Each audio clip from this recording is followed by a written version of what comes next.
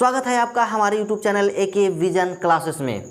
तो चलिए आज मिलते हैं एक और वीडियो के साथ। ये जो बेसिक क्लासेस शुरू की गई है, जो चल रही है, ये जो सीरीज चल रही है इंग्लिश ट्रांसलेशन की, ग्रामर्स की, बहुत ही शानदार क्लासेस चल रही है। आपको इंग्लिश एकदम बारीकी से शुरू से बेसिक से सिखाई जा रही है। इसमें हमने पढ़ा इज मार, वाज वेयर, सैल विल पढ़ा।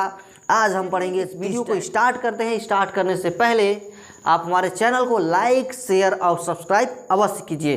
तो आज की जो टॉपिक है वो है दिस, दैट, दिस, दोज। इसका प्रयोग कहाँ करते हैं?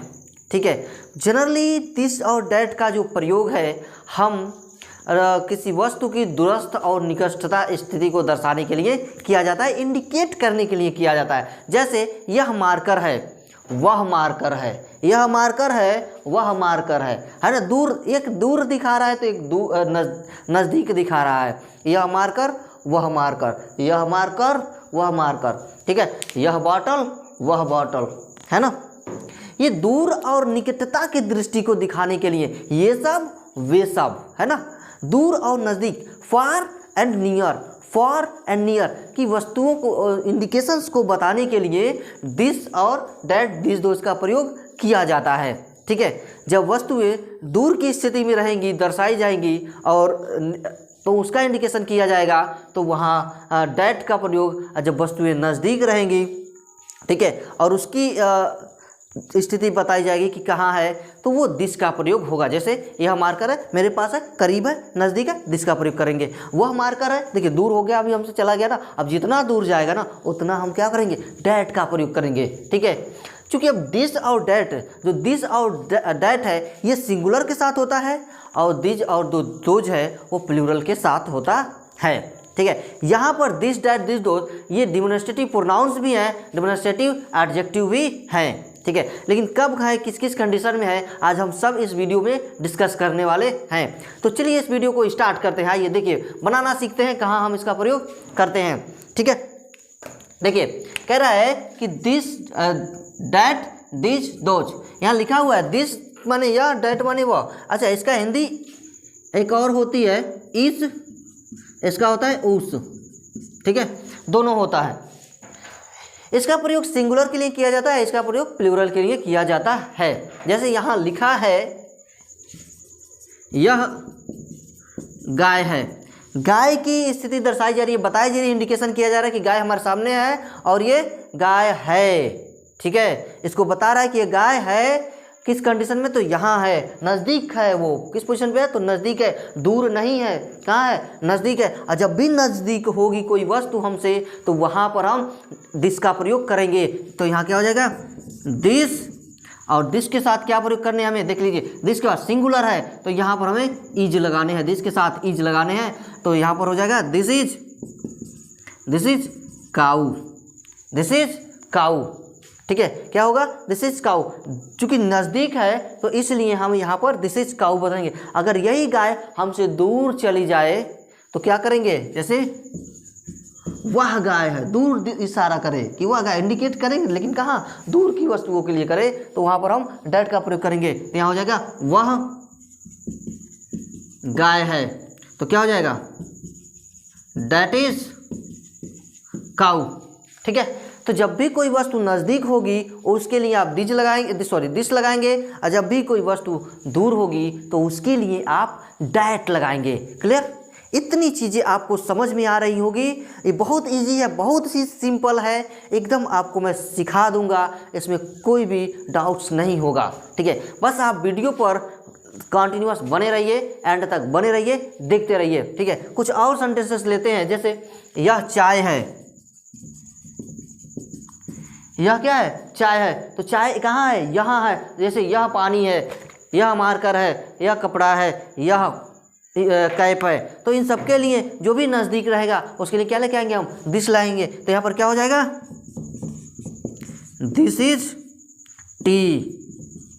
अगर यही चाय हमसे दूर चली जाए, यानी यहाँ लिख दे कि वह चाय है, तो चाय दूर चली गई, अब उतना दूर थोड़ी जाएंगे पीने, वहाँ जाएंगे, उठ करके जाएंगे, उसके बाद लेकर आएंगे तब न पियेंगे। अब नज़दीक चूँकि रखी होती, हाथ से उठाता, आपको खड़े होने की ज़रूरत ही नहीं पड़ती, आप शिफ्ट कर जाते हैं, है ना। तो वह चाय है तो क्या हो जाएगा, डेट इज टी। तो देखिए जब भी नज़दीक वाली चीज़ें आएंगी तो दिस लगाएंगे और डेट लगाएंगे, ठीक है। जब भी नज़दीक वाली चीज़ें आएंगी दिस, और जब भी दूर वाली चीज़ें आएंगी तो आप डेट का यूज़ करेंगे, ठीक है। अगर लेकिन यहाँ पर ये चीज़ें दिख रहे हैं, इतना चीज़ें आपको समझ में आया होगा, ठीक है। अब देखिए आगे, देखिए आगे अगर ये कहे इसमें आगे सेंटेंसेस में कहता है कि वह सेव है, वह सेव है, तो इसको कैसे बनाएंगे, दैट इज एप्पल। बट ये सेंटेंसेस थोड़ा रॉन्ग हो जाएगा, क्योंकि यहाँ पर हम ए नहीं लगाएंगे, यहाँ पर क्या लगेगा, एन लगेंगे। एन का यूज होता है, A N, article A N मैंने पढ़ाया हुआ है वहाँ पर, और यहाँ पर भी देख लीजिए एन का यूज क्यों करेंगे। यहाँ पर एन का यूज एक के लिए, वह एक सेव है, अगर कर दिया जाए तो भी वह एक सेव है, तो यहाँ पर हम यूज करेंगे एन, क्योंकि यहाँ पर आया है वावेल्स, यानी ए ई आई ओ यू। अगर इन वावेल्स में से कोई भी एक लेटर्स इस स्पेलिंग के फर्स्ट पर आ जाए तो वहाँ पर हम एन का यूज, इससे पहले एक के लिए एन का यूज करेंगे, ठीक है, काउंटेबल के लिए। दूसरा देखिए, जैसे यहाँ लिखा है कि वह एक अंडा है, वह एक अंडा है, तो अंडे को भी इशारा करके बता रहा है कि वह एक क्या है, अंडा है।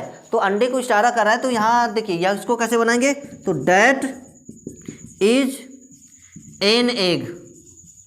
अब एन क्यों लगाया यहाँ पर, क्योंकि ए ई आई ओ यू यहाँ पर वावेल दिया हुआ है, और जब वावेल का फर्स्ट लेटर आ जाता है तो यहाँ पर हम एन लगाते हैं। जैसे भी मैंने काऊ लिखा था तो वह एक गाय है लिख दूँ, अगर वह एक गाय है तो वह एक गाय लिख दिया, तो यहाँ पर गाय का स्पेलिंग काऊ होता है, और काऊ के जो फर्स्ट लेटर है वो है आपका कॉन्सोनेंट, और कॉन्सोनेंट में हम एन नहीं लगाते हैं, ठीक है, वहाँ ए लगता है, तो यहाँ हो जाएगा that is a cow, that is a cow. इस तरह से हम इसका ट्रांसलेशन ईजिली कर लेंगे, कोई प्रॉब्लम्स नहीं आएगी आपको। ये मुझे उम्मीद है कि आपको समझ में आ रहा होगा, बहुत सिंपल है, बहुत इजी है, ठीक है। तो चलिए आगे बढ़ते हैं थोड़ा और। तो जब भी याद रखिएगा, जब भी वावेल्स आए तो आपको यूज करने हैं क्या, वावेल्स आए तो आपको यूज क्या करने हैं, एन का यूज करने हैं, और जब भी कॉन्सोनेंट आए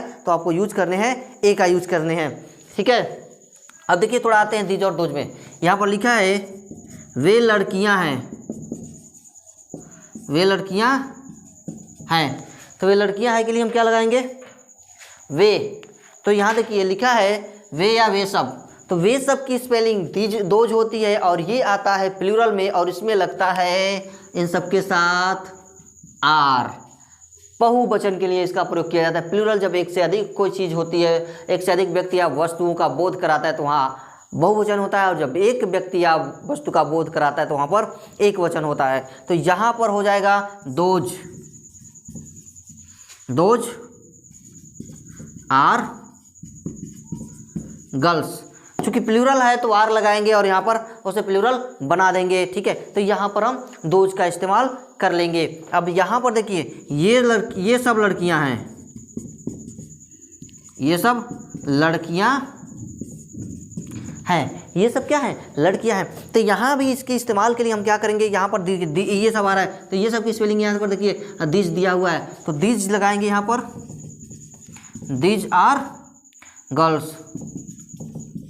आपको समझ में आ रहा होगा। इस तरह से आप लाखों सेंटेंसेस बना सकते हैं जिसमें किसी भी प्रकार का आपको डाउट्स नहीं होगा। बड़ा सिंपल वे में आप क्रिएट कर सकते हैं, कितनी भी सेंटेंसेस आप बना सकते हैं, चाहे कितनी भी आसान है ये, है ना। कितना सेंटेंसेस आप बना सकते हैं, बहुत ईजी है बनाना सेंटेंसेस, ठीक है। अब देखिए तो ये आपको समझ में आ गया होगा दीज और दोज का प्रयोग कब करते हैं। अब आगे बढ़ते हैं थोड़ा सा और। देखिए दीज और दोज मैंने बता दिया कि कब करते हैं। देखिए कभी कभी दीज और दोज से कुछ इस तरह से प्रयोग होता है कि डिमोन्स्ट्रेटिव प्रोनाउंस के रूप में, डिमोन्स्ट्रेटिव एडजेक्टिव के रूप में, ठीक है। जैसे मैंने लिखा है कि यह कुर्सी है, यह कुर्सी है, तो यह कुर्सी है तो क्या लिखेंगे, दिस इज चेयर। लेकिन अगर लिख दे कि यह कुर्सी तुम्हारी है, तो दिस चेयर, तो देखिए तभी इसका सेंटेंस ऐसे बन जाएगा, दिस चेयर इज योर। तो यहाँ जो दिस के बाद डायरेक्ट नाउन्स आया है, दिस के बाद डायरेक्ट नाउन्स दे दे और उसकी तरफ इंडिकेट करे, तो वहाँ पर होगा डेमोन्स्ट्रेटिव एडजेक्टिव। और दिस के बाद डायरेक्ट यहाँ पर देखिए इज एम आर दे दे, यानी यहाँ पर हेल्पिंग वर्ब यानी एक्सलरी लिंकिंग वर्ब अगर यूज कर लेता है तो वहाँ पर हम उसको कहेंगे डेमोन्स्ट्रेटिव प्रोनाउन। जहाँ इस दिस के बाद तुरंत इज आर का प्रयोग कर लेता है, यानी इज का प्रयोग कर लेता है, तो यहाँ पर हम कहेंगे उसको प्रोनाउन। और यहाँ पर दिस के तुरंत बाद नाउन यूज कर लेगा तो वहाँ पर हम कहेंगे उसको डेमोन्स्ट्रेटिव एडजेक्टिव।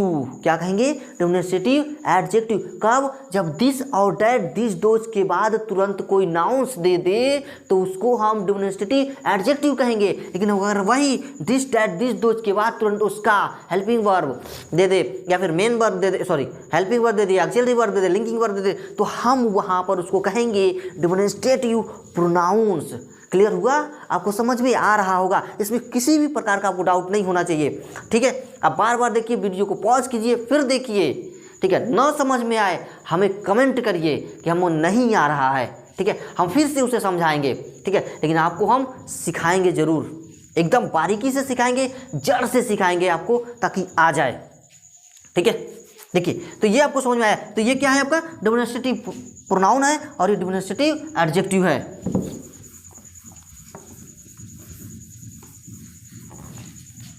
ठीक है, अब देखिए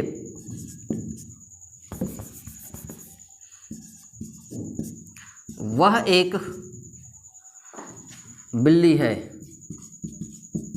वह एक बिल्ली है, वह एक क्या है, बिल्ली है। अगर यही लिख दे कि वह बिल्ली, लिल्ली लिखने जा रहा था, बिल्ली लिख दिया, वह बिल्ली है, वह बिल्ली है, सॉरी नहीं बिल्ली नहीं लिखते यहाँ पर, हमें इसको डेमोन्स्ट्रेटिव प्रोनाउन बनाना है ना, हाँ सॉरी डेमोन्स्ट्रेटिव एडजेक्टिव बनानी है। तो डेमोन्स्ट्रेटिव एडजेक्टिव बनाने के लिए वह बिल्ली तुम्हारी, उसकी है, वह बिल्ली उसकी है। अब यहाँ पर यह डेमोन्स्ट्रेटिव एडजेक्टिव का काम करेगा। ठीक है, तो देखिए कैसे, तो यहाँ पर इसको अगर बनाएंगे तो क्या हो जाएगा, डैट इज अ कैट होगा, और यहाँ पर डैट कैट इज हिज। देखिए डैट के बाद तुरंत फिर नाउन आ गया, यहाँ डैट के बाद फिर इज आ गया। तो जब भी इस तरह का आ जाए ना कि डैट के बाद इज और डैट के बाद नाउन, तो दोनों में डिफरेंस समझ लीजिएगा कि ये होगा आपका डेमोन्स्ट्रेटिव एडजेक्टिव और ये होगा आपका डेमोन्स्ट्रेटिव प्रोनाउन। क्लियर, इतना आपको समझ में आ गया होगा। कोई भी डाउट हो तो आप कमेंट बॉक्स में अवश्य लिखे। तो चलिए आगे बढ़ते हैं। ये सेंटेंसेस जो हैं सब अफर्मेटिव में बन रहे हैं। आइए इसका निगेटिव देखते हैं, निगेटिव किस तरह से इसका हम कवर करेंगे। ठीक है, तो निगेटिव सेंटेंसेस देखते हैं इसका। जैसे वह आम नहीं है, तो इसमें नॉट आ गया। तो आपको पहले भी वाले वीडियो में अगर देखेंगे, सब में हम आपको बताते आते हैं कि नॉट कहाँ लगाना होता है। नॉट जब भी आप लगाएं उसके हेल्पिंग वर्ब या तो उसकी एक्सिलरी वर्ब के बाद लगाएं या तो उसकी लिंकिंग वर्ब के बाद लगाएं। मॉडल वर्ब भी अगर है तो उसके बाद ही लगेगा, किसी भी यानी कि जो भी उस में मेन वर्ब, यानी अगर इसमें इज मेन वर्ब का काम कर रहा है, यानी हेल्पिंग वर्ब का काम कर रहा है, या लिंकिंग वर्ब का काम कर रहा है, या एक्सिलरी वर्ब का काम कर रहा है, कोई भी वर्ब का काम कर रहा है तो उसके बाद ही तुरंत इज नॉट लगाएंगे। ठीक है, जैसे that is not mango, that is not mango, यानी कि इज के बाद नॉट लग गया, आर के बाद नॉट लग जाएगा। वे सब बिल्लियाँ नहीं हैं, वे सब बिल्लियाँ नहीं है, वे सब बिल्लियाँ नहीं हैं। अब वे सब बिल्लियाँ नहीं है किस तरह से बनाएंगे भाई, इसमें भी तो नॉट आ गया ना, तो नॉट आ गया तो यहाँ पर क्या लिखेंगे हम, THOSE, those are not cat. Cat नहीं कैट्स होगा, कैट्स होगा, क्यों, क्योंकि ये प्लूरल है, क्या होगा, कैट्स होगा। ठीक है, दोज आर नॉट कैट्स। ठीक है, ये था निगेटिव सेंटेंसेस। निगेटिव सेंटेंसेस में नाट कहाँ लगाने हैं आपको, तो इज आर के बाद लगाने हैं नाट। आपको ये समझ में आ रहा होगा। मैं इसमें पॉसेसिव केस भी पढ़ाऊंगा आपको, ए एंड द का पढ़ाया हुआ है, उसमें आप जाके वो वीडियो देख लें तो बेहतर रहेगा। इसमें सारी चीज़ें हम कवर करेंगे, बहुत ही एकदम लो लेवल से हम सीख रहे हैं। ठीक है, तो चलिए अगला, अगर ये इंट्रोगेटिव में दे दे, जैसे क्या वे सब घोड़े हैं, तो क्या वे सब घोड़े हैं का क्या हो जाएगा, are those horse. Are those horse. देखिए, जब भी इंट्रोगेटिव फर्स्ट टाइप सेंटेंस आता है तो हमें पहले उसका एज एम आर वाला यानी हेल्पिंग वर्ब जो दिया रहेगा, जो लिंकिंग वर्ब जो दिया रहेगा, उसको हम पहले ही यूज कर लेंगे। ठीक है, यहाँ देखिए आर दिया हुआ है, हम आर को पहले ही यूज कर लिए हैं। ठीक है, अगर यहाँ दिस रहेगा तो हम दिस को भी पहले ही यूज कर लेंगे। जैसे वह शेर, नहीं, क्या वह शेर है, तो क्या वह शेर है का क्या होगा, तो इज डैट लायन। अगर इसमें नेगेटिव भी आ जाए तो डैट के बाद आप नॉट लगा देंगे या दिस के बाद नॉट लगा देंगे, ये आपका सेंटेंसेस कंप्लीट हो जाएगा। ठीक है, कोई भी डाउट्स हो तो आप हमें बताइएगा ज़रूर। तो इस तरह से ये सेंटेंसेस हम बनाएंगे, इसमें किसी भी प्रकार को आपको डाउट नहीं होनी चाहिए। इसका भी हम पैराग्राफ लेके आएंगे, पूरा एक बड़ा लंबा लंबा पैराग्राफ देखेंगे, जैसे हमने वाज वेयर में देखा था, विल सेल में देखा था, ठीक है, इज एम आर में देखा था, उन सभी का पैराग्राफ यहाँ पर बनेगा। खैर, इसको हम देखते हैं, कंप्लीट करते हैं। ठीक है, तो चलिए आगे बढ़ते हैं वीडियो में। अब इंट्रोगेटिव का आता है सेकेंड टाइप, वह क्या है। वह क्या है, वो इशारा करके बता रहा है कि वह क्या है। और ये देखिए, इंट्रोगेटिव सेकेंड टाइप का मतलब हुआ कि जब भी प्रश्नवाचक शब्द यानी question word is what, when, how, where, इस तरह का अगर आ जाए और वो बीच में आ जाए तो उसको कहते हैं इंट्रोगेटिव सेंटेंस सेकेंड टाइप, और वो क्वेश्चन वर्ड कहलाते हैं। तो उसको हमें पहले लिखने होते हैं। क्या वाले में इजमार पहले लिखने होते हैं, और इसमें हमें व्हाट, वेयर, व्हेन, ये सब चार चीज़ें लिखनी होती हैं। तो इसमें जो व्हाट है ना, व्हाट, इसको हमें पहले लिखनी है। अब पहले लिखने हैं तो क्या लिखाएगा यहाँ पर, तो देखिए व्हाट हो जाएगा, इज हो जाएगा, डैट लिख देंगे, ये आपका कंप्लीट हो जाएगा। व्हाट इज डैट, वह क्या है। अगर ये कहता है कि यह क्या है, यहाँ पर कहते कि यह क्या है, तो व्हाट इज दिस हो जाएगा।